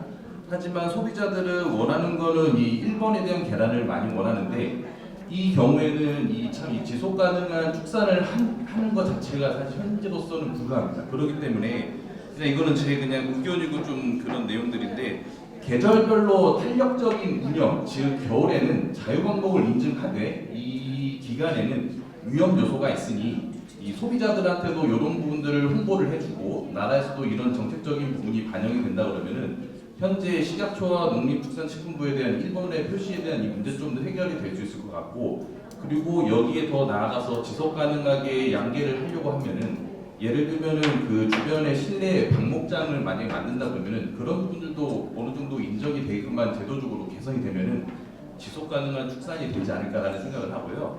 또한 이런 부분들이 돼야지만 이 산란계에서도 이 방목 생태 축산이라는 걸 할 수가 없기 때문에 그런 부분들이 조금 이제 하나의 건의사항으로서 얘기를 드립니다. 예, 감사합니다. 네, 말씀 감사하고요. 방금 주신 말씀은 저도 논란이 있어서 농식품부 관계자하고 식약처 논의하고 있고 또 소비자도 지금 이견이 있어서 조율하고 있다 이렇게만 말씀드리고 건의하신 말씀에 대해서는 긍정적으로 검토하도록 하겠습니다. 예, 감사합니다. 감사합니다. 예. 소비자분들 중에 궁금하시는 거나 뭐 건의사항 없어요. 여기 소비자가 되게 중요하거든요. 계속 우리 성경희 교수님도 말씀하시고 우리 저기 김 대표님도 말씀했는데 이 유기하고 방목생태의 산업은 사실 소비자님들이 좌우를 하시거든요. 소비자님들이 얼마나 관심을 가지고 소비를 해주고 이러냐에 따라서 달라지는 거거든요. 그래서 소비자님들 의견이 되게 중요해서 소비자님들의 의견을 듣고 싶은데 혹시 해주실 말씀 없으세요? 저희 소비자가 죄송합니다. 아까 이수돌 목장에서 관련해서 몇 가지만 이제 저 문의 드리고 이제 부탁드릴 말씀인데, 아까 이제 여러 인증 제도를 설명해 주셔서 소비자분들은 굉장히 헷갈리실 수 있을 것 같아요. 예를 들면 고기 하나만 해도 무슨 유기농, 무항생제, 방목생태, 환경친화, 동물복지. 그래서 이거를 지금 무슨 올림픽 메달 따듯이 마케팅을 위해서 막 농장들이 주렁주렁 땁니다. 막 무슨 목장 이제 앞에 가면은 막 마크를 막 이렇게 해놓는데, 물론 그것도 소비자들의 알 권리나 또 동물 사육 환경이나 여러 가지 위해서 좋은 일이긴 한데, 사실은 실제로 농장 경영하는 입장에서는 각각이 미묘하게 다르면서 각각이 각각이 현실적인가의 문제가 있습니다. 그래서 예를 들어 동물복지라고 하는 것에는 유기농에서 지켜야 할 기준들도 많이 충족돼 있습니다. 물론 조금 다른 부분도 있고 환경 친화라는 것도 그렇고, 이런 부분을 조금 정리해서 소비자분들이 향후에는 더 혼란스러울 것 같거든요. 이제 조금 있으면 아마 방목 인증도 생길 거고 무슨 또 인증이 또 생길 겁니다. 근데 향후 아까 이제 양기하시는 분 말씀도 하셨지만 이런 것들을 또 오히려 더 효율적으로 정리해서 인증을 주는 게 소비자분들한테는 오히려 더 좋은 방법이 아닌가 생각이 들고, 또 하나는 아까 한우 관련해서 질문하신 분, 또 소비자분은 왜 식당 가면은 수입고기만 있느냐, 또 아까 한우를 자연방목으로 키우고 싶다고 하신 분도 말씀을 하셨는데, 이게 결국은 저희가 유기농으로 한우를 키우든 방목생태로 키우든 동물복지로 키우든 어버 키우든 누어 키우든 결국에는 이게 도축이 되면은 기존의 등급을 받을 수밖에 없잖아요. 그러니까 저희도 얼마 전에 유기농 방목마켓이라는 유기농 축산물 이런 것들을 하는 저희 마켓으로 판매를 했는데, 한우를 한 마리가 3등급을 받아가지고 지금 컴플레인을 굉장히 많이 받고 있어요. 근데 아까 교수님께서 말씀하셨듯이 풀사료 위주로 키우고, 심지어 어떤 아까 농장 분들께서는 풀로만 키우려고 노력을 하시는데, 그럴 경우에는 마블링이 가득 찬 1등급, 2등급 현행 제도에서 바뀌기 굉장히 어렵습니다. 특히 1등급은. 그래서 물론 유기농이나 친환경만 관련해서 다른 고기 품질 제도를 만드는 건 굉장히 어렵겠지만, 그 부분도 고려가 돼야 무조건 소비자들한테 이거는 유기농이고 방목생태니까 3등급이라도 몸에 좋으니까 사드세요 하는 것은 현실적으로 좀 어려운 문제가 아닌가. 그래서 왜 아까 안심 몇백 그램에 14만 원 되게 놀라셨지만, 통계적으로 작년에 한우 한 마리를 일반적으로 사육했을 때 농가가 150만 원의 손해를 본다는 통계가 나와 있습니다. 그러니까 소비자분들은 왜 이렇게 한우가 비싸요? 농가분들이 수익을 얻나 보다 생각하지만, 실제 농가분들은 요즘은 특히 한우값이 하락하면서, 근데 소비자분들을 느끼기엔 전혀 하락하지 않았죠. 실제로 키우면 키울수록 손해를 보고 있고, 또 심지어 저희가 유기로 한우를 키우거나 방목생태로 한우를 키우시는 분들의 손해는 점점 심해지고 있어서 그런 부분에 대한 고민을 좀 해주셨으면 좋겠다는 생각이 들고, 또 하나는 아까 또 수많은 인증 중에 하나가 탄소저감 축산물 인증이 또 새롭게 등장했습니다. 아직 시범사업 중인 걸로 알고 있는데, 이 지금의 시범사업은 제가 전반적으로는 모릅니다만은 어떤 방식이냐면, 예를 들어서 한우한테 메탄을 적게 나오는 첨가제를 한우에 섞여 먹이고, 한우를 기존에 예를 들어 3년을 사육했다면 그걸 5, 6개월 적게 사육해서 빨리 출하를 시켜서 그 속아내는 메탄을 줄이라는 얘기거든요. 근데 저희가 오늘 계속 얘기하고 있는 방목생태 축산하고는 사실은 어긋나는 얘기예요. 방목생태 축산이라는 거는 오히려 소화가 덜 되는, 느리게 되는 풀을 많이 먹여서 밖에서 자유롭게 키우라는 얘기라서, 오히려 지금 탄소저감이라는 인증제도가 갖고 있어서 사료에다가 첨가제를 해서 빨리 키워서 빨리 먹여서 빨리 내보내라는 개념하고는 어떻게 보면 상반되는 내용입니다. 그래서 한우가 다른 일반 외국소보다 메탄 발생이 높다는 연구도 있잖아요. 왜냐하면 우리는 풀사료 위주로 먹고 거친 풀을 많이 먹이기 때문에 오히려 탄소 발생이나 메탄 발생이 높다는 것도 있어서, 기본적으로 이 아까 탄소 저감에 대한 인증이나 앞으로 미래 계획을 세울 때는 초지를 활용해서 자체적으로 환원하고, 또 소가 발생시키는 메탄이나 기후 문제를 다시 초지로 환원시키는 부분의 노력에 대해서도 보상해주는 제도가 병행이 돼야 그게 진정한 탄소 저감 인증의 한 방법이 아닐까 생각이 들고요. 또 하나는 초지 중요성을 얘기하는데 저희가 초지 같은 경우에는 일부 환경보전금이라고 해서 아까 환경적으로 또는 지역적으로 또 경관적으로 좋기 때문에 일부 지원이 되는데 전제 조건이 뭐냐면은 이걸 사료로 수확하면 안 돼. 또 뭐 6월까지는 수확하지 말라고 합니다. 왜냐면 그때까지 경관을 지키기 위해서 그렇게 하래요.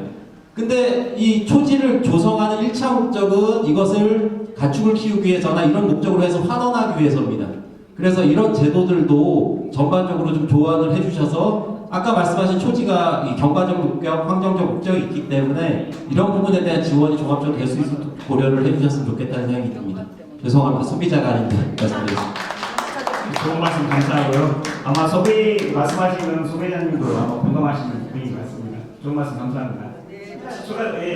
성대교육원입니다. 저기 아까 소 같은 경우는 1등급에 원뿔 투풀이 있고 그다음 마블링 정도도 표시를 하는데 제가 개인적으로 몰라서 여쭤봅니다. 돼지하고 닭도 등급 고기일 경우 계란 말고요. 등급 표시가 의무화되어 있는지요? 그거는 제가 확인을 이걸 지금 정확하게 모르고 있어서 제가 확인하고 나중에 말씀을 드리도록 하겠습니다. 네, 감사합니다. 질문 하나 하겠습니다. 저는 태백에서 이제 유사냥과 흑염소를 키우고 있는 이제 웅토란 사냥 목장인데요. 최근에 보면은 우리 이제 지속 가능 축산에 보면 염소에 대한 이제 소비가 많이 늘어나고 소, 돼지 위주의 축산이 이제 염소가 이제 앞으로 개고기가 이제 식용화 안 되면서 염소 산업이 많이 커지는데 반면에 이제 정부에서는 거기에 대응하는 어떤 여러 가지 이제 시책이 많이 미비한 것 같습니다. 첫 번째는 도축의 문제입니다. 이제 흑염소를 도축을 해서 이제 위생적으로 판매를 하려고 그러면은 이제 도축장이 있어야 되는데 그 도축을 하기 위해서 먼 거리를 이동해야 하는 상당히 어려운 문제가 있거든요. 그래서 이거를 이제 지금 보면 그 도축장이 대단히 대규모로 되다 보니까 이게 되게 이제 문제가 있거든요. 그래서 소규모의 염소 출사 도축할 수 있는 공간을 좀 많이 확보해 줘야 염소를 키우는 분들이 좀 앞으로 지속 가능한 축산 정책에 이제 낼 수 있을 것 같고, 저도 이제 방목 축산을 해보니까 상당히 힘이 듭니다. 비용도 많이 들고 여기에 대한 이제 소 돼지 위주의 정책보다는 흑염소 방목에 대한 정부의 지원 정책이 좀 나왔으면 하는 바람입니다. 네, 좋은 의견 감사하고요. 그 문제에 대해서도 저희 정책 부위원회 검토하도록 하겠습니다. 혹시 추가적으로 더 말씀 주실 분 있으신가요?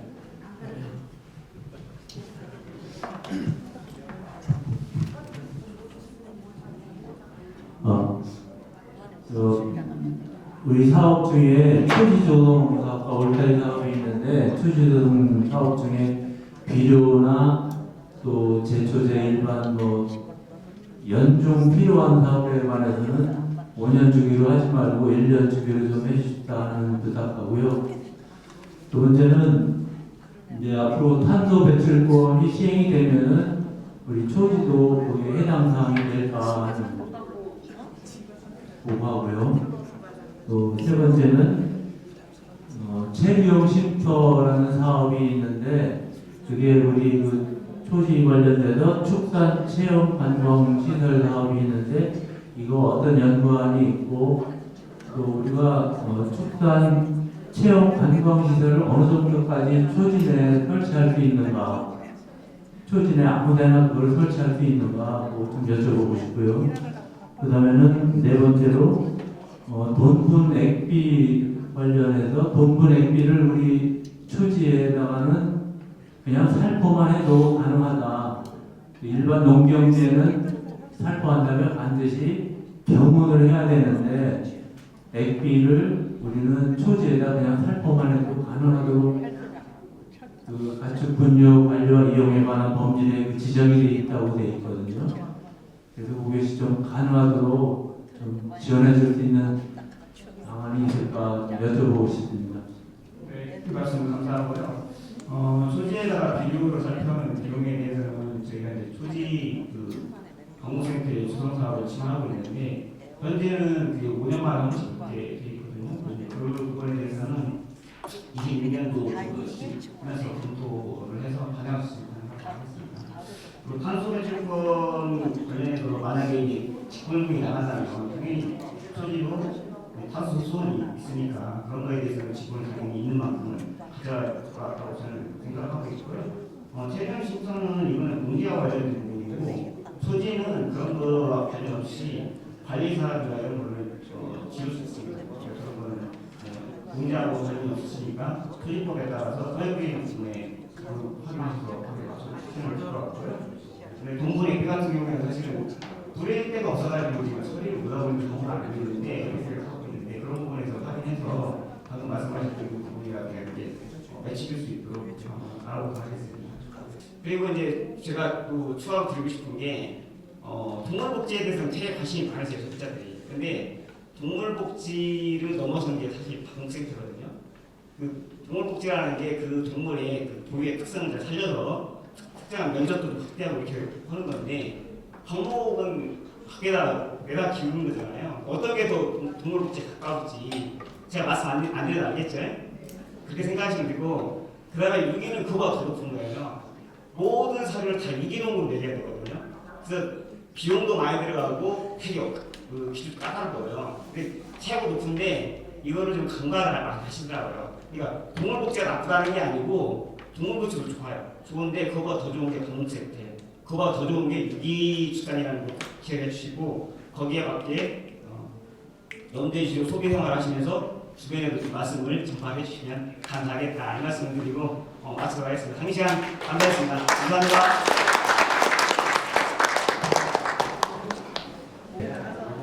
네, 모두 고생 많으셨습니다. 감사합니다.